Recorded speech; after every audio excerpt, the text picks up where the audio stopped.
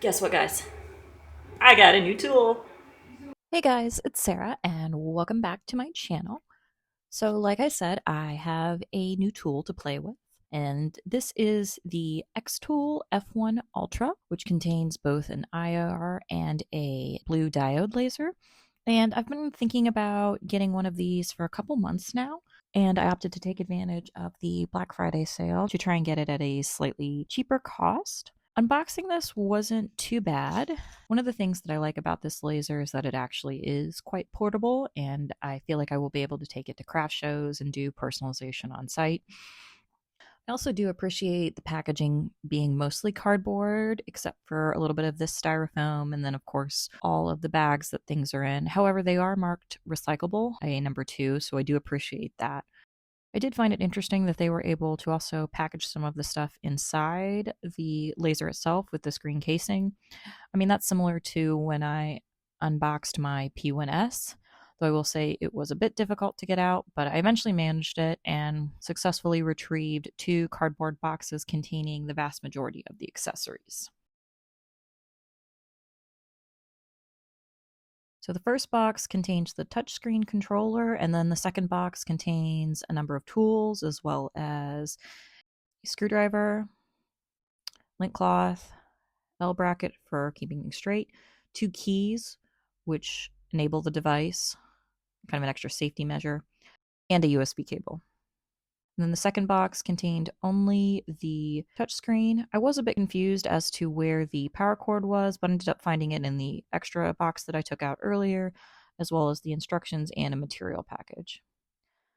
Things plug in fairly easily. You just have the power cord to plug in, the key, and then this additional spot here for the controller.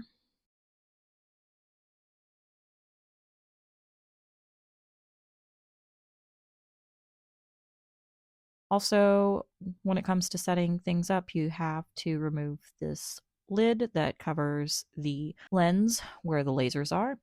And then on the side, it's got this sticker that covers multiple ports that are used to connect the laser to your computer, a foot pedal, or any additional accessories. Now, the cord that it comes with is just a standard USB-C to USB, but since I have a Mac, I grabbed one of my smaller USB-C to USB-C cords and plugged it in using that. No problems whatsoever with reading it. Now, once I had things plugged in, I did need to turn the laser on and have the top lift up because I still had more pieces of tape to remove. But thankfully, that was the last of it, and now I'm to the point of actual proper setup. So, one of the first things you do when you open up the XTool software is that you go in and connect the device, and you connect it via USB. And of course, there's always firmware update anytime you turn on hardware for the first time. And then it runs you through this calibration process. Now, it has some black paper that it sends you with, and basically it just has you take a piece of that black paper, tape it down, and then you will run through this cycle where it will very quickly cut 2 small crosses. And when I mean very quickly, I mean very quickly, almost instantaneously. And then it will take a picture of it, and you basically calibrate the crosses to the location on these grids. It's a pretty easy process, and it took me maybe just a few minutes, 4 or 5, but mostly just because I wanted to dial in exact precision. So it took me a couple of tries, but I eventually got the coordinates exactly where I wanted them. After that, it has you remove the paper and do what is a check to make sure that the infrared laser and the blue light laser overlap in order to properly measure things. So both the dots should essentially be on top of each other. What the instructions have you do is remove the key in the back, and then it has you go in and actually unscrew this little bolt to the right, and then there's another hole that you insert, and you just kind of move it around until you get the red dot directly over the blue laser. I didn't record this, but it was easy enough to do, and once that's done, your calibration process is done. I took a minute, obviously, to clean up all the extra trash. I've got it divided between trash and recycling, and as you can see, the recycling pile is pretty big compared to the trash pile, so kudos to XTool for that.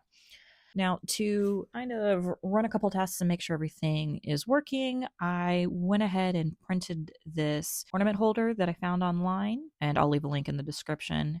And then I grabbed one of the glass ornaments that seem to be really popular in my YouTube feed right now, just to kind of play around with fitting things on and making sure that lasers work.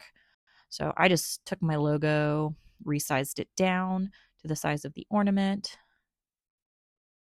and aligned it to center, and then opted to play around with the IR laser settings and see how it worked.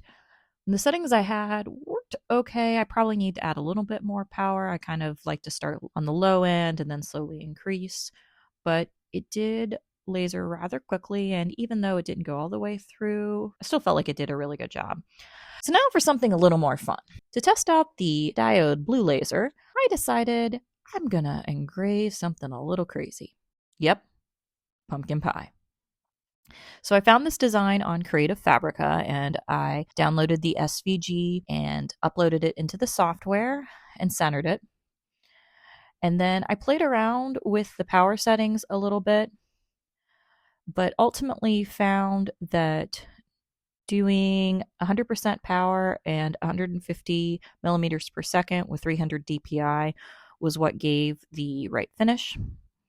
I took a moment to test the framing, which is really nice. It gives you like a visible frame on your item so that you can see where the design's going to go. And then I ran process. Now, this did take an hour and 14 minutes to run. However, it did a pretty good job once it was done running. I felt like this gave a nice deep engrave.